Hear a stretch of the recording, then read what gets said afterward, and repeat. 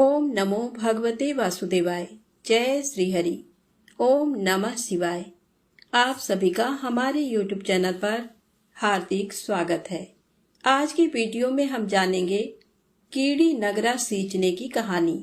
साथ में जानेंगे कीड़ी नगरा सींचने के कुछ उपाय और महत्व के बारे में।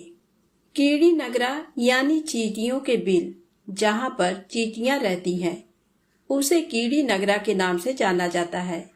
सनातन संस्कृति में जानवरों का बहुत ही अधिक महत्व है। इस धर्म में हर जानवर को मुख्य रूप से माना जाता है। ये जानवर किसी न किसी देवी देवता की सवारी भी होते हैं। हम चींटियों को हर समय नजरअंदाज करते रहते हैं, उन्हें पैरों तले कुचल देते हैं। लेकिन क्या आप जानते हैं, इन चींटियों को आटा और चीनी मिलाकर खिलाने से हमारे भाग्य भी बदल सकते हैं। अगर व्यक्ति के जीवन में नेगेटिविटी का भाव अधिक बढ़ जाए और धन की कमी रहने लगे, सर पर कर्ज का भार हो जाए तथा बनते कार्य बिगड़ने लगे, आर्थिक तंगी से ग्रस्त हो जाएं, तो समझ लेना चाहिए कि शनि महाराज की दृष्टि से ग्रसित हैं। ऐसे में चींटियों को आटा खिलाने से लाभ मिलता है, क्योंकि मेहनती चींटियां शनि देव का प्रतीक होती हैं। विशेषकर शनिवार वाले दिन तो अवश्य रूप से चींटियों को आटा खिलाना चाहिए। अगर व्यक्ति भयंकर रूप से आर्थिक कर्जे के तले दबा हुआ है और सभी जतन करके थक गया है, तो एक बार चींटियों का ये उपाय उसे अवश्य रूप से आजमा लेना चाहिए, जिसमें शक्कर और आटे को बराबर मिलाकर उन्हें खिलाएं। ऐसा करने से शनि महाराज की कृपा बनेगी और कर्जा उतरने का योग बनेगा। चींटियां मेहनती जीव होती हैं और वे भोजन की तलाश में इधर उधर भटकती रहते हैं। ऐसे में अगर हम उन्हें प्रतिदिन भोजन खिलाते हैं तो वे हमें याद रखती हैं और अच्छी भावनाएं और दुआएं देती हैं। ये वे दुआएं होती हैं जो विपत्ति के समय व्यक्ति के काम आती हैं। ऐसा करने से व्यक्ति का औरा सुधरता है। हिंदू धर्म में कहा जाता है कि भूखे को भोजन खिलाने से व्यक्ति को पुण्य मिलता है और बदले में खुद का पेट भी भरा रहता है। ऐसे में यदि भोजन ऐसे व्यक्ति या जीव को खिलाया जाए जो उसे पाने के लिए दिन रात संघर्ष करे, तो इससे बढ़कर पुण्य का कार्य कोई नहीं हो सकता। ऐसी ही जीव होती हैं चींटियां। उन्हें प्रतिदिन आटा खिलाएं तो घर में धन धान्य की कभी कमी नहीं होती और माता लक्ष्मी की कृपा हमेशा बनी रहती है। अपनी कोई भी मनोकामना हो, उस मनोकामना की पूर्ति के लिए कीड़ी नगरा सींचते हैं और मनोकामना पूर्ण हो जाती है। चींटियां दो प्रकार की होती हैं, लाल और काली। इनमें से लाल चींटी को अशुभ और काली चींटी को शुभ माना गया है। काली चींटियों में भगवान विष्णु का वास माना गया है। अगर आपके घर में काली चींटियां दिखाई देती हैं तो ये बड़ा शुभ संकेत होता है। यदि आप आर्थिक तंगी से जूझ रहे हैं, कर्ज का बोझ बढ़ गया है, बीमारियों पर अधिक से अधिक पैसे खर्च हो रहे हैं, घर में मानसिक तनाव बना रहता है, तो आपको कीड़ी नगरा सींचने का ये उपाय अवश्य ही करना चाहिए। इसके लिए आपको 1 किलो आटा लें, उसमें 1 किलो तक चीनी मिला लें या गुड़ मिला लें।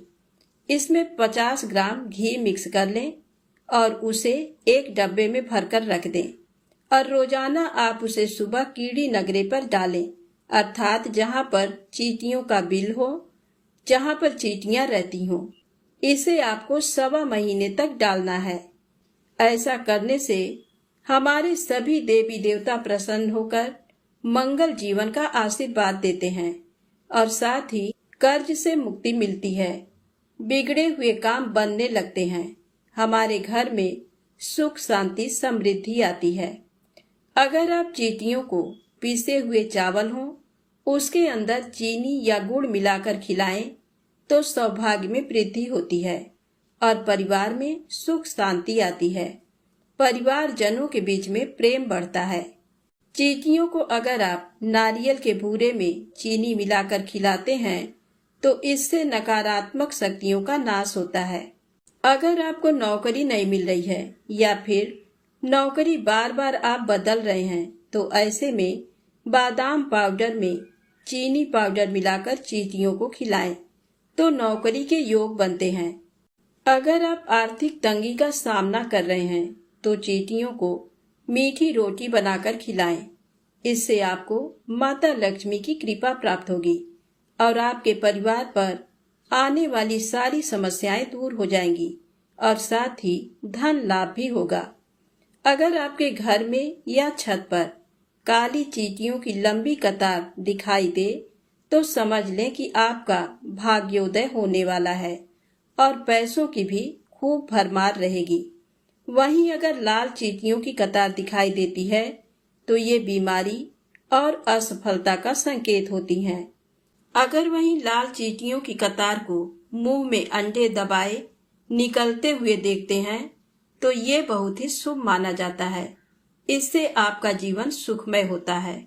नियमित रूप से कीड़ी नगरा सिंचन से हमें भगवान श्री हरि विष्णु के साथ साथ शनिदेव की भी कृपा प्राप्त होती है। अब आइए सुने कीड़ी नगरा सींचने की कहानी। एक गांव में एक बुढ़िया माई रहती थी। उसके 2 बेटे तथा 2 बहुएं थीं। बुढ़िया माई भगवान श्री हरि विष्णु की परम भक्त थी। अपना जीवन दान धर्म पुण्य कार्य कामों में लगाती थी।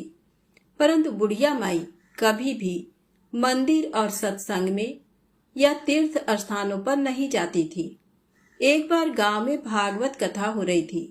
बेटे ने कहा, माँ, आप सारा दिन घर में रहती हैं, आप मंदिर में भागवत कथा सुनने क्यों नहीं जाती?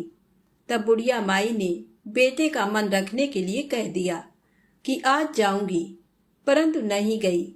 ऐसा करते करते 6 दिन निकल गए। बुढ़िया माई के बेटे ने कहा, माँ, आज अंतिम दिन है, आज तो कथा सुनने आपको जाना ही पड़ेगा। सारा दिन घर का काम करके बुढ़िया माई ने जाते जाते इतनी देर कर दी कि अंतिम दिन की भागवत कथा भी समाप्त हो गई।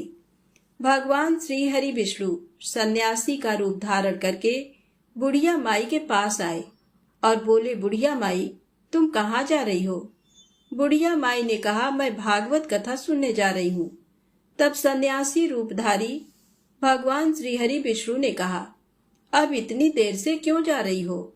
वहां तो अब कथा समाप्त हो गई, अब वहां जाकर क्या करोगी? बुढ़िया माई ने कहा, अब घर से निकली हूँ तो जाकर ही रहूंगी। तब सन्यासी रूपधारी भगवान श्री हरि विष्णु ने कहा कि अब कथा समाप्त हो गई, भक्त लोग भी अपने अपने घर चले गए, अब तुम वहां से क्या लाओगी? तो बुढ़िया माई बोली, कुछ नहीं, तो मैं वहां से एक ईंट ही उठा लाऊंगी। तो सन्यासी रूपधारी भगवान श्री हरि विष्णु बोले, तुम वहां से मिट्टी की ईंट लाओगी, उसके बदले में मैं तुम्हें एक सोने की ईंट दे देता हूँ। तो बुढ़िया माई ने ईंट ले ली और घर की तरफ चल पड़ी और विचार करने लगी कि यदि ये ईंट मैं घर लेकर जाऊंगी तो बेटे बहू झगड़ने लगेंगे। इसीलिए घर के आंगन में बाहर ही बुढ़िया माई ने वह ईंट जमीन में गाड़ दी। परंतु अब बुढ़िया माई का ध्यान उस ईंट पर ही रहने लगा। खाने पीने घर के काम करने में सदैव बुढ़िया माई अपना ध्यान सोने की ईंट पर लगाए रखती। बेटे बहू ने पूछा, माँ, पूरे दिन घर के आंगन में क्या करती रहती हो? तो बुढ़िया माई ने कहा, मैं आने जाने वाले को देखती रहती हूँ।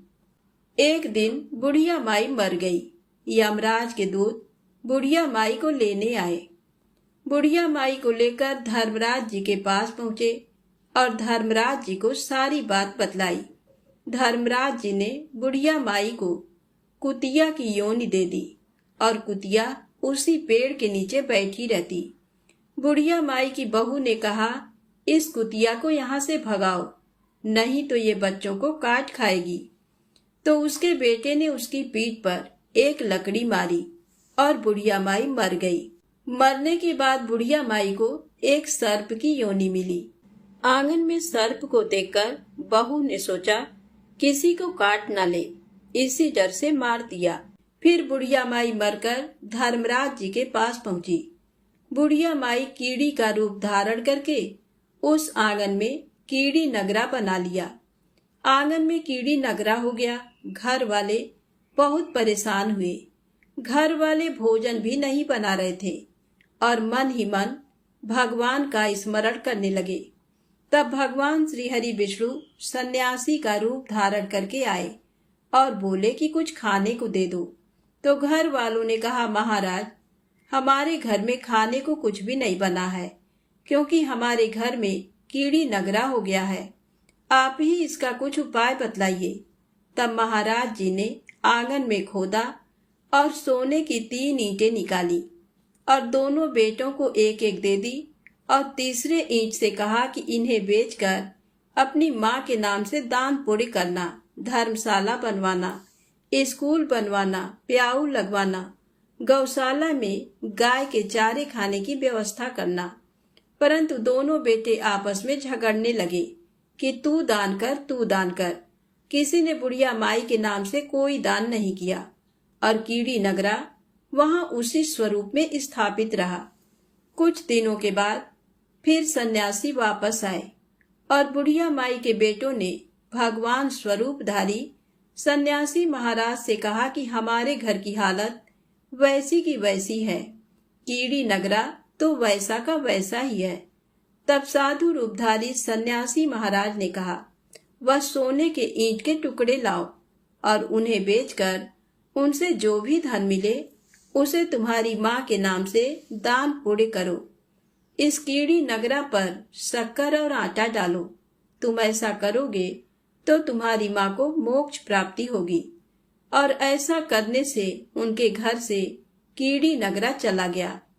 जो व्यक्ति प्रतिदिन सुबह प्रातः आटा और शक्कर कीड़ी नगरे पर डालता है, वह सदैव धनवान, पुत्रवान, संपन्न, सुख शांति से जीवन यापन करता है। उसके घर में कभी कोई कष्ट नहीं आता है। उसका जीवन सदा सर्वदा आनंद से व्यतीत होता है। उसके परिवारजन उसे अत्यधिक स्नेह प्रदान करते हैं। कीड़ी नगरा प्रतिदिन सींचने से भगवान श्री हरि विष्णु, माता लक्ष्मी और शनिदेव जी की कृपा प्राप्त होती है। तो प्रेम से बोलें, श्री हरि विष्णु भगवान की जय हो। अब आइए सुने पुण्य फल देने वाली, मनोकामना पूर्ण करने वाली धरती माता की कहानी। एक ब्राह्मणी थी। वह बहुत धार्मिक महिला थी। सभी ग्रामवासी उसका बहुत सम्मान करते थे। कोई भी उसकी शरण में आता, वह सबकी मदद किया करती थी। मन ही मन भगवान का स्मरण किया करती थी। भगवान की सेवा, पूजा और जरूरतमंदों की सेवा ही उसका परम धर्म था। एक दिन ब्राह्मणी मरकर भगवान के घर गई। वहां जाकर बोली, मुझे वैकुंठ का रास्ता बता दो। स्वर्ग से एक दूत आया और बोला, ब्राह्मणी, आपको क्या चाहिए? वो बोली, मुझे वैकुंठ का रास्ता बता दो। आगे आगे दूत और पीछे ब्राह्मणी मंदिर तक गए। ब्राह्मणी बहुत धार्मिक महिला थी। उसने बहुत दान पुण्य कर रखा था। उसे विश्वास था कि उसके लिए वैकुंठ का रास्ता अवश्य खुल जाएगा। ब्राह्मणी ने वहां जाकर देखा, वहां बड़ा सा मंदिर, सोने का सिंहासन, हीरे मोती से जड़ित छतरी थी। चित्रगुप्त जी न्याय सभा में बैठे साक्षात इंद्र के समान शोभा पा रहे थे और न्याय नीति से अपना राज्य संभाल रहे थे। यमराज जी सबको कर्म के अनुसार दंड दे रहे थे। ब्राह्मणी ने जाकर प्रणाम किया और बोली, मुझे वैकुंठ जाना है। चित्रगुप्त जी ने लेखा सुनाया और कहा कि ब्राह्मणी, तुमने सब धर्म किए परंतु धरती माता की कहानी नहीं सुनी, इसलिए तुम्हारे सिर पर धरती माता का कर्ज है। वैकुंठ में कैसे जाएगी?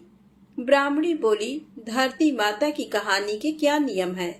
तब चित्रगुप्त जी बोले, कोई 1 साल, कोई 6 महीने, कोई 7 दिन ही सुने, पर धरती माता की कहानी अवश्य सुने, फिर उसका उद्यापन कर दे।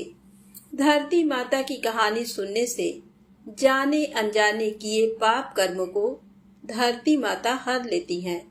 स्वर्ग लोक में धर्म को ही स्थान प्राप्त है, यहाँ पाप के लिए कोई जगह नहीं है।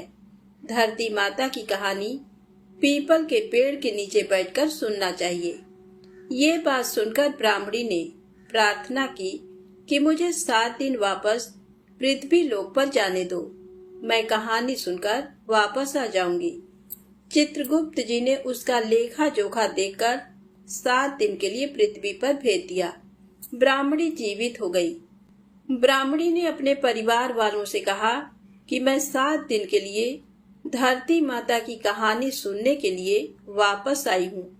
इस कथा को सुनने से बड़ा पुण्य मिलता है। उसने पीपल के पेड़ के नीचे बैठकर परिवार के साथ 7 दिन तक धरती माता की कथा सुनी।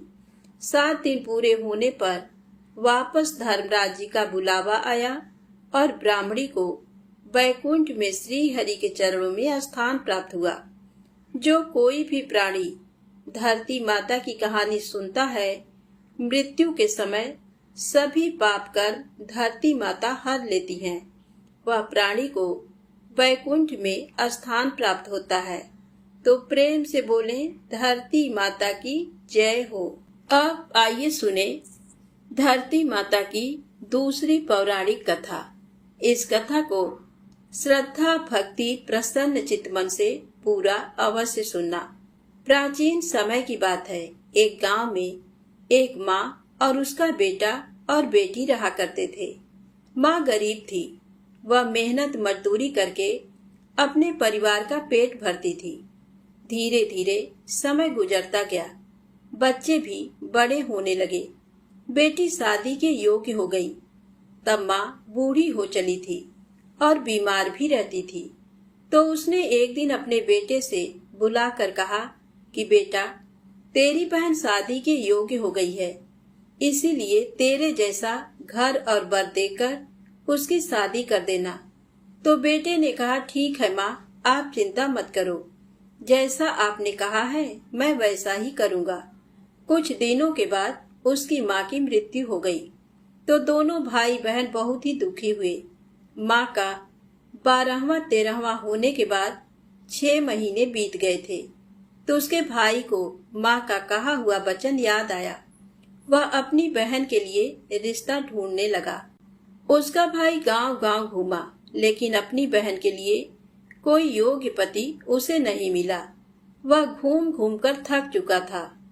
उसे अपने जैसा वर मिलता ही नहीं था और इसीलिए वह अपनी बहन की शादी करने के लिए तैयार नहीं होता। तो वह सोचने लगा कि मैं मेरे जैसा मेरी बहन के लिए लड़का कहाँ से ढूंढ कर लाऊं। मेरे जैसा तो कोई दुनिया में है ही नहीं। तो ऐसा करता हूँ, इससे शादी मैं ही कर लेता हूँ। ऐसा सोचकर वह चुनरी और शादी का सारा सामान ले आया। गांव वालों ने पूछा कि तू शादी का सामान लेकर आया है, रिश्ता तय कर दिया? तो उसने कहा, हाँ, मैं मेरे साथ ही शादी करूँगा। तो गांव वालों को इस बात पर बड़ा ही अचंभा हुआ। उन्होंने कहा कि ये तेरी बात सही नहीं है, पर उसने कुछ भी नहीं कहा। वह सामान लेकर घर आ गया। तब उसकी बहन ने पूछा कि भैया, तुम ये सारा सामान क्यों लेकर आए हो? तो वह बोला, ये सामान तेरी शादी के लिए लेकर आया हूँ। तो एक दिन वह बाहर पानी लाने गई। तो गांव की औरतों ने उसे बताया कि तेरा भाई तुम्ही से शादी करने वाला है। तब बहन ने जाकर अपने भाई से पूछा कि भैया, मुझे गांव की औरतें ऐसा बोल रही थी, आप मुझे जवाब दो। तो इस पर भाई ने कोई भी जवाब नहीं दिया। तो उसकी बहन समझ गई कि गांव की औरतें सच कह रही थी। तो उसे बहुत ही दुख हुआ। वह सोचने लगी कि मैं क्या करूं, कैसे अपने भाई को रोकूं और कैसे कहूं कि ये नहीं हो सकता, ये अनर्थ है। उसने काफी सोच विचार के बाद एक लोटे में जल लिया और वह चुनरी ली और चप्पल पहनकर जंगल की तरफ चली गई। जैसे ही वह जंगल से गुजर रही थी, तो जंगल में गाय चराने वाले ग्वालों ने उससे पूछा कि तुम कहाँ जा रही हो, तो वह कुछ भी नहीं बोली। वह वन में जाकर बड़ी ही करुण हृदय से माता को पुकारने लगी और बोली कि हे धरती माँ, अब तुम ही मेरी लाज रखना, वरना अनर्थ हो जाएगा। और वह जोर जोर से रोने लगी और कहने लगी कि हे धरती माता, मैं क्या करूं? हे माँ, मुझे अपनी गोद में संभालो, नहीं तो अन्याय हो जाएगा। तो धरती माता उस लड़की की करुण पुकार सुनकर एकाएक फट गई। जैसे ही उस लड़की ने धरती को फटा हुआ देखा तो उसने एक तरफ लोटा, चुनरी और चप्पल रख दिए और वह धरती माता के आगोश में जाने लगी। उधर उसको घर पर न पाकर उसका भाई बड़ा ही परेशान हुआ। काफी देर इंतजार करने के बाद उसे ढूंढने के लिए निकल पड़ा। तो वह ढूंढता ढूंढता जंगल में चला गया और वहां जाकर ग्वालों से पूछा कि मेरी बहन किधर गई है। तो ग्वालों ने बता दिया कि तेरी बहन उस तरफ गई है। तो उसका भाई बहन बहन पुकारता हुआ उसी तरफ दौड़ता रहा। तब उसने अचानक देखा कि उसकी बहन तो धरती में समा रही है। तो ये देखकर उसने अपनी बहन को बहुत ही जोर से पुकारा और उसकी तरफ दौड़ा, लेकिन तब तक उसकी बहन धरती में समा चुकी थी, लेकिन उसके थोड़े से बाल बाहर दिखाई दे रहे थे। तब बहन के बालों को मुट्ठी में पकड़कर जोर जोर से रोने लगा और कहा कि बहन तो सत्य के लिए धरती में समा गई, मेरी तो बुद्धि भ्रष्ट हो गई थी। माँ ने कहा था कि तेरे जैसा वर ढूंढकर तेरी बहन का विवाह कर देना। माँ का वचन निभाने के लिए मेरे जैसा वर मुझे नहीं मिला, इसीलिए मेरे मन में ऐसा विचार आया। ऐसा बोलकर वह जोर जोर से रोने लगा। पर धरती माँ ने सत्य के लिए बेटी को अपने आगोश में ले लिया और जो बाल बाहर थे वह दूब बन गए। इसीलिए आज भी औरतें बैसाख और कार्तिक माह में धरती माता की कहानी अवश्य सुनती हैं और कहानी सुनने के बाद चुनरी, चप्पल, लोटा और एक बर्तन में हरी मूंग डालकर कुंवारी कन्या को देती हैं। माना जाता है कि जो भी धरती माता की कहानी कहता है या सुनता है, माता सदैव उसकी रक्षा करती हैं। वह हमेशा सुखी और संपन्न जीवन व्यतीत करता है। हे धरती माता, आपकी कहानी कहने वाले की, सुनने वाले की और हुंकारा भरने वाली की सभी की मनोकामनाएं पूर्ण करना और उनको सुखी रखना। तो प्रेम से बोले धरती माता की जय हो। अब आइए सुने गणेश जी की पौराणिक कथा। एक बार भगवान गणेश जी बाल रूप में चुटकी भर चावल और चम्मच में दूध लेकर पृथ्वी लोक में निकले। वे सबको अपनी खीर बनाने को कहते जा रहे थे, पर सबने उनकी बात को अनदेखा किया। इसी दौरान एक गरीब बुढ़िया माई ने उनकी खीर बनाना स्वीकार कर एक भगोना चूल्हे पर चढ़ा दिया। इस पर गणेश जी ने घर का सबसे बड़ा बर्तन चूल्हे पर चढ़ाने को कहा। बुढ़िया माई ने बाल लीला समझते हुए घर का बड़ा भगोना उस पर चढ़ा दिया। कुछ देर में ही एक चमत्कार हुआ।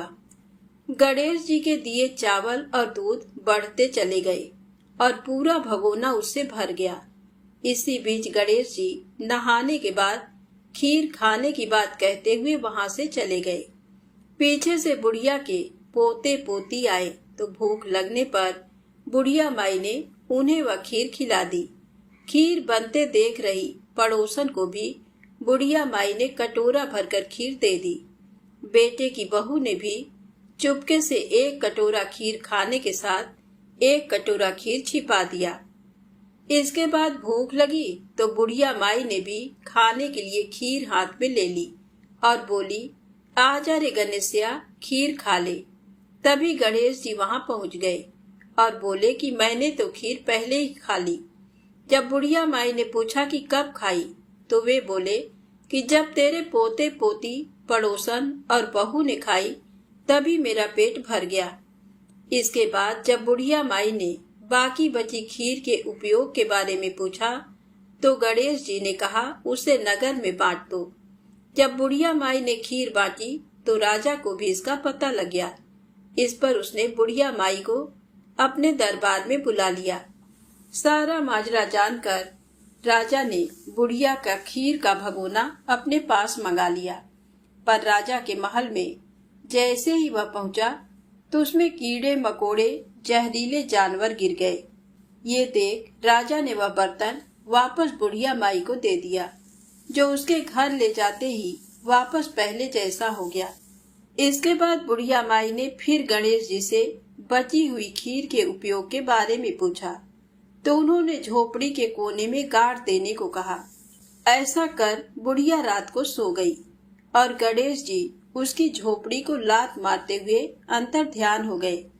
अगले दिन जब बुढ़िया माई सो कर उठी तो उसे अपनी झोपड़ी महल में बदली हुई और खीर के बर्तन सोने जवाहरातों से भरे मिले। गणेश जी की कृपा जानकर बुढ़िया माई काफी प्रसन्न हो गई। हे गणेश जी महाराज, आपने जैसा फल बुढ़िया माई को दिया वैसा सबको देना।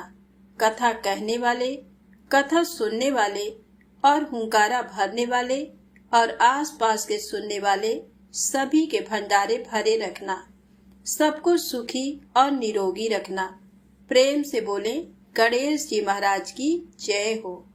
अब आइए सुने सभी व्रत कथा में सुनी जाने वाली लपसी और तपसी की कहानी। एक लपसी था, एक तपसी था। तपसी हमेशा भगवान की तपस्या करता था, लेकिन उसे चोरी करने की आदत थी। लपसी हमेशा सवा सेर की लपसी बनाता और पहले भगवान को भोग लगाता, उसके बाद में स्वयं भोजन करता। दोनों भाइयों का यही नियम था। तो एक दिन किसी बात को लेकर दोनों में कहा सुनी हो गई। तो तपसी बोला कि मैं रोजाना भगवान की तपस्या करता हूँ, इसीलिए मैं बड़ा हूँ। तो लपसी बोला कि मैं रोज भगवान को सवा सेर लपसी का भोग लगाता हूँ, इसलिए मैं बड़ा हूँ। ऐसा कहते हुए दोनों जोर जोर से लड़ने लगे। तभी वहां से नारद जी गुजर रहे थे। दोनों को लड़ता हुआ देखकर वहां आए और उनसे पूछा कि तुम दोनों लड़ क्यों रहे हो। तो दोनों ने अपने आप को बड़ा बताया और साथ में बड़ा होने का कारण भी बताया। तो नारद जी बोले कि मैं तुम्हारा फैसला कर दूंगा, कल आऊंगा तब बता दूंगा कि तुम दोनों में बड़ा कौन है। दूसरे दिन लपसी और तपसी नहा धोकर अपनी रोज की भक्ति करने आए। तो नारद जी ने छुपकर 1.25 करोड़ की एक एक अंगूठी उन दोनों के आगे रख दी। जैसे ही भक्ति करते हुए तपसी की नजर उस अंगूठी पर पड़ी तो उसने चुपचाप से उठाई और अपने पैर के नीचे दबा ली। लपसी की नजर अंगूठी पर पड़ी, लेकिन उसने ध्यान नहीं दिया। उसने पहले भगवान को भोग लगाया और फिर स्वयं भोजन करने के लिए बैठ गया। थोड़ी देर बाद नारद जी सामने आए। तो दोनों ने पूछा कि अब बताओ हम में से कौन बड़ा है। तो नारद जी ने तपसी से खड़ा होने के लिए कहा। तो वह खड़ा हुआ तो उसके पैर के नीचे दबी हुई अंगूठी दिखाई दी। तो नारद जी ने तपसी से कहा, तपस्या तो तुम करते हो, इतनी तपस्या करने के बाद भी तुम्हारी चोरी करने की आदत नहीं गई। वह अंगूठी मैंने ही तुम दोनों के आगे रखी थी। मैं ये देखना चाहता था कि तुम दोनों में से किसके मन में लालच है। तो तूने तो अंगूठी दिखाई पड़ते ही झट से अपने पैर के नीचे दबा लिया। लेकिन लपसी का ध्यान अंगूठी पर जाने के बाद भी लपसी ने अंगूठी को ना ही उठाया और ना ही ध्यान किया। उसने सिर्फ अपने भगवान जी में ही ध्यान रखा, उन्हें भोग लगाया और बाद में स्वयं भोजन करने लगा। इसीलिए लपसी बड़ा है और तुम्हें तुम्हारी तपस्या का कोई भी फल नहीं मिलने वाला। तुम चाहे जितनी मर्जी तपस्या कर लो, तुम्हें इसका कोई भी फल नहीं मिलेगा। तो तपसी को यह सुनकर बड़ा ही दुख हुआ और वह शर्मिंदा होकर नारद जी से माफी मांगने लगा और कहने लगा कि आज तक की मेरी गलती माफ करो और मुझे बताओ कि मुझे मेरी तपस्या का फल कैसे मिलेगा। तब नारद जी ने कहा कि यदि कोई गाय और कुत्ते की रोटी नहीं बनाएगा तो उसका फल तुझे मिलेगा। यदि कोई आदमी ब्राह्मण को भोजन करवाकर उसे दक्षिणा नहीं देगा तो उसका फल भी तुझे ही मिलेगा। अगर किसी को सूट साड़ी दिया, उसके साथ भेंट स्वरूप कुछ रुपए नहीं देंगे तो उसका फल भी तुझे ही मिलेगा। अगर कोई व्यक्ति दिए से दिया जलाए तो उसका फल भी तुझे ही मिलेगा। यदि कोई व्रत कथा में सारी कहानी सुन ले लेकिन तुम्हारी कहानी ना सुने तो उसका फल भी तुझे ही मिलेगा। उसी दिन से हर व्रत कथा और कहानी के साथ लपसी तपसी की कहानी कही और सुनी जाती है। कहानी सुनने के बाद में कहना चाहिए कि लपसी का फल लपसी को मिले, तपसी का फल तपसी को मिले और हमारी कथा कहानी पूजा पाठ का फल हमें मिले। तो प्रेम से बोले श्री हरि विष्णु भगवान की जय हो।